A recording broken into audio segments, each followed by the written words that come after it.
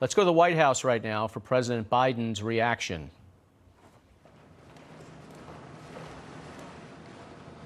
Good afternoon. Today, the people of Israel are under attack, orchestrated by a terrorist organization, Hamas. In this moment of tragedy, I want to say to them and to the world and to terrorists everywhere that the United States stands with Israel. We will not ever fail to have their back. We'll make sure that they have the help their citizens need and they can continue to defend themselves. You know, the world's seen appalling images.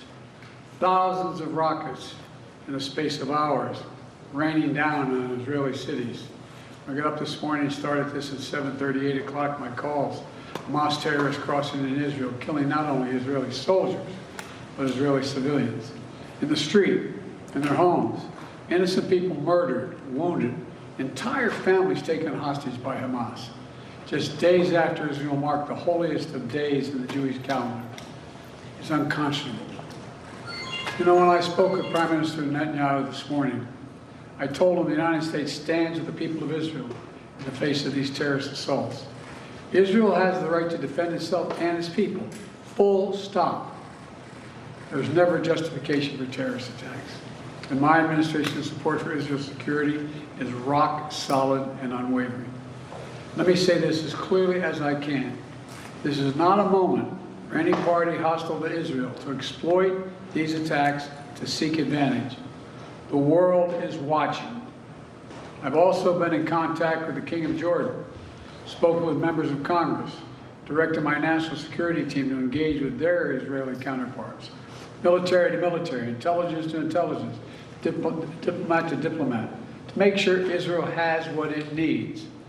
I've also directed my team to remain in constant contact with leaders throughout the region, including Egypt, Turkey, Qatar, Saudi Arabia, Jordan, Oman, the UAE, as well as our European partners and the Palestinian Authority.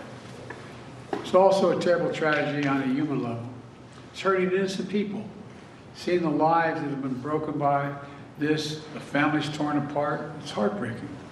And Jill and I are praying for those families who've been impacted by this violence. We grieve with those who've lost their loved ones, lost a piece of their soul. We have hope for swift recovery for many who have been wounded. But we're going to remain in close touch with Prime Minister. I personally am going to remain in close contact with Prime Minister Netanyahu as this situation continues to develop.